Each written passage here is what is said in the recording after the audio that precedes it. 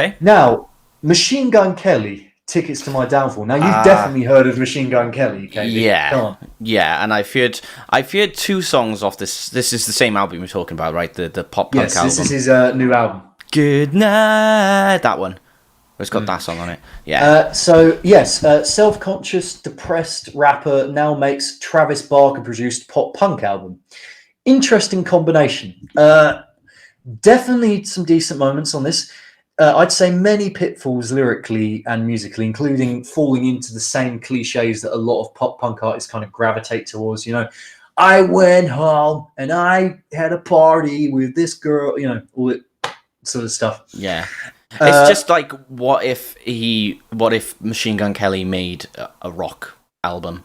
Yeah, and for the most part, he does good. He's a solid effort, I would say.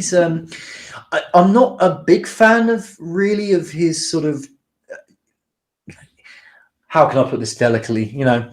He kind of makes light of drug issues and things like that. I get that that's his sort of modus operandi, but I don't know, I'm a little bit conscientious of the fact that might not be a clever idea, really.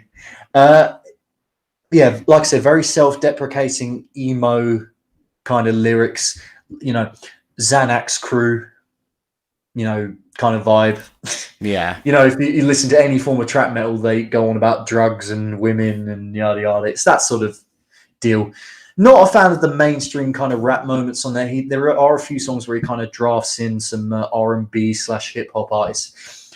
Although there is a guest appearance by Halsey on a track called "Forget Me Too." Oh. And she can really. She's got a hell of a voice, I tell you. A hell of a voice in the context of pop punk, which you wouldn't think from Halsey, who's more of a kind of mainstream pop kind of artist. But what I will say, people who love Halsey really love Halsey. People who don't like her kind of really don't like her. So she's one of those kind of polarizing people.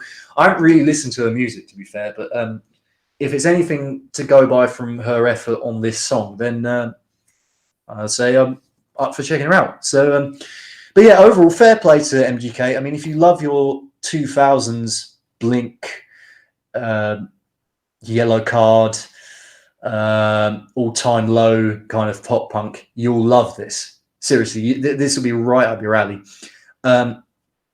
Very jealous that this lad is with Megan Fox, who she actually does some guest vocals on this album. She's not my type personally, but yeah.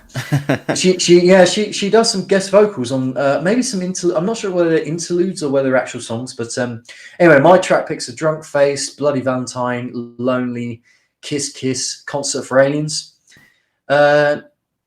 Any thoughts on this album? Saying pretty much exactly what you said. It's one of those standard pop punk albums. It's solid in its own right, and it's like a bit of a blast from the past sort of thing. So I wouldn't go into it expecting something completely new and a completely new style. It's something that is ravishing that style that you got from the early 2000s. So yeah, go in expecting that. I think it's better than All Time Low and bands like that. It's a good effort. It's a good effort. Fair play. I have never listened to MGK before this album. Yeah. For that reason, for the hip hop kind of, I'm just not really a fan of mainstream hip hop, if I'm being frank here. But he's doing something different, and who knows? Maybe him and Travis Barker will collaborate on another album in the future.